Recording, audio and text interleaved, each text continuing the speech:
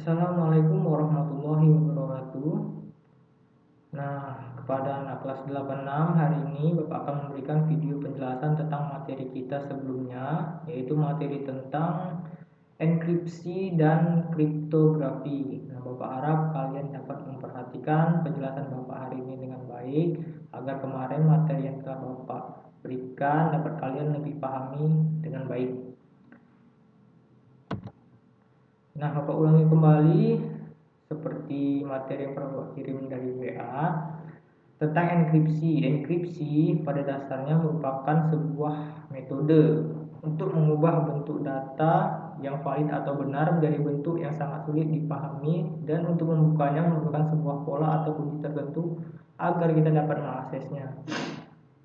Jadi enkripsi ini kalau bisa dibilang itu untuk sebagai keamanan, untuk menjaga data kita, bisa jadi data berupa nama kita, berupa password, ataupun nomor ATM, ataupun nomor yang penting yang kita kirimkan melalui sebuah website atau apapun itu yang berhubungan dengan internet, agar nantinya data kita ini tidak bisa diambil atau dicuri oleh orang-orang yang tidak bertanggung jawab. Ini fungsi dari enkripsi.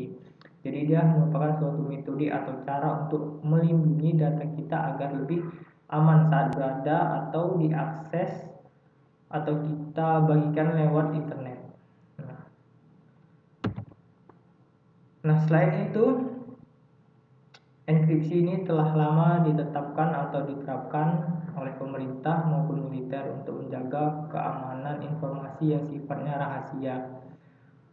Sekarang di beberapa instansi, website, bank, ATM, atau misalkan aplikasi transaksi online itu semuanya menggunakan enkripsi untuk menjaga kerahasiaan data narasumber ataupun admin atau seseorang. Itu salah satu fungsi dari enkripsi, bahwa telah digunakan di pemerintahan, militer, bank, dan di kehidupan kita sehari-hari.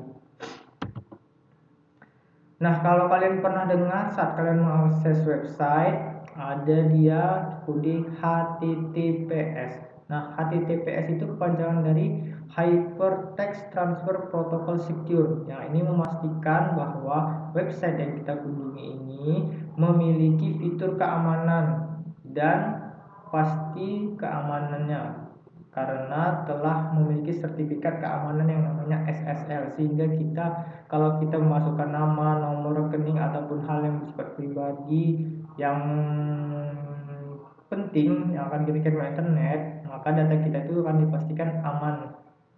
Inilah salah satu bentuk enkripsi yang ada di website dengan tanda dia memiliki kode HTTPS di depannya. Misalkan dari website yang kalian kunjungi ada kode HTTPS seperti ini dengan gembok yang terkunci. Ini dipastikan website tersebut aman untuk kalian gunakan. Jadi data-data apapun yang kalian berikan tidak akan dapat disalahgunakan oleh orang lain, misalkan hacker, untuk menyalahgunakan data yang kalian kirim dari website tersebut. Kalau ada kode seperti ini di website tersebut, ini dipastikan website tersebut aman atau secure untuk digunakan. Kalau misalkan ada dia gambar gembok dan tanda seru kuning seperti ini, ini websitenya dipastikan kurang aman karena sertifikat keamanannya atau SSL-nya telah kadaluarsa ataupun tidak dapat digunakan lagi, sehingga kalau kita menggunakan website ini bisa dipastikan website tersebut kurang aman untuk kita akses. Bagaimana cara kerja enkripsi? Yang pertama, data yang kita kirim misalkan berupa nama disebut data mentah atau plain text. Data tersebutlah yang akan dienkripsi menggunakan algoritma ataupun cara-cara pemrograman dan juga kunci enkripsinya. Proses tersebut menghasilkan sebuah data yang baru disebut ciphertext. Ciphertext ini yang akan dibaca dan diuraikan terlebih dahulu dengan menggunakan sebuah kunci yang cocok dengannya. Proses pengubahan bentuk dari ciphertext menjadi plain text disebut deskripsi. Jadi data awal yang kita kirimkan itu nanti ada bentuknya plain text, kemudian akan diacak atau diubah data kita tersebut menjadi ciphertext, kemudian akan diterima oleh tujuan, kemudian ciphertext itu diubah lagi menjadi plaintext sehingga dapat dibaca oleh tujuan yang tersebut. Nah, cara kerjanya berarti dari plaintext diubah menjadi ciphertext, nah kemudian diubah lagi menjadi plaintext. Nah, dengan cara dienkripsi menggunakan suatu cara atau algoritma. Nah, di sini Bapak kasih contoh yang pertama, plaintext. Misalkan kita masuk ke sebuah website, kita mengirim data dalam bentuk mentah atau yang belum transkripsi, namanya plaintext. Contoh, Bapak gunakan nama Sayuti. Bapak mengirimkan sebuah nama Sayuti melalui website sebuah internet. Jadi data yang akan dikirim adalah nama Sayuti yang akan dikirim melalui internet. Jadi Sayuti ini disebut plaintextnya. Nah, setelah dari plaintext kita kirim lewat jaringan internet melalui sebuah website, maka otomatis akan terjadi enkripsi.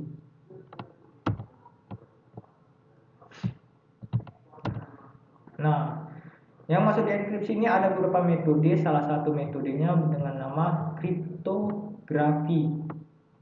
Nah, jadi kata atau nama Sayuti tadi akan dienkripsi secara otomatis menggunakan algoritma enkripsi dan kunci enkripsi. Contoh menggunakan kriptografi. Nah, di sini ada contoh satu. Misalkan kata Andi. Nah, kata Andi ini termasuk di barisan kata asli. Nah, dari kata Andi ini akan diubah atau dienkripsi menggunakan Caesar cipher atau kriptografinya. Maka dari huruf A yang abjad A sampai Z itu asli sama, kemudian dengan kunci dia diawali dari D sampai C. Nah, ini untuk mengacaknya. Jadi yang asli di atas, yang acak di bawah. Nah, jadi nama Andi huruf A, N, D, I dia diacak. Jadi huruf A diacak dienkripsi menjadi huruf D. Huruf D menjadi G, huruf I menjadi L, huruf N menjadi Q. Maka Andi tadi karena dienkripsi dia menjadi ciphertext menjadi DQGL.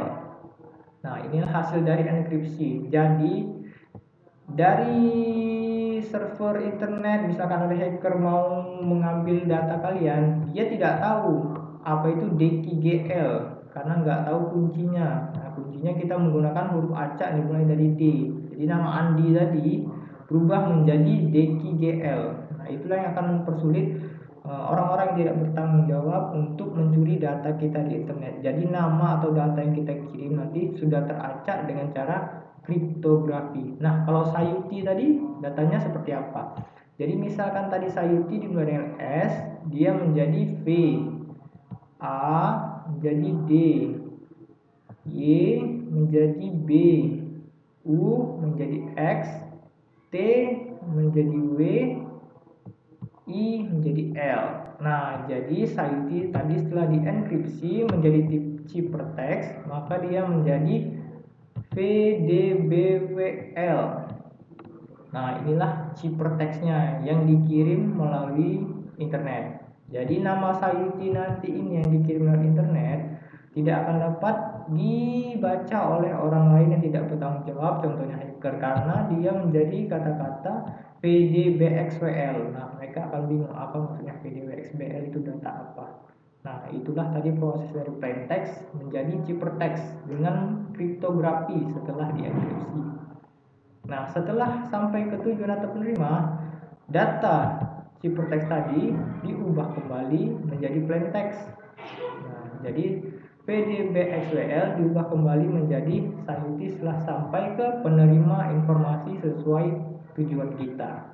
Nah, itu ya. Jadi nama yang dikirim lewat internet, data yang dikirim di internet itu nanti akan diacak sehingga sulit untuk dipahami oleh orang yang mungkin mencoba mengambil data kita.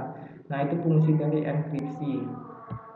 Nah, setelah itu materi kita sampai di sini dulu. Semoga kalian paham dengan materi-materi yang kemarin Bapak berikan.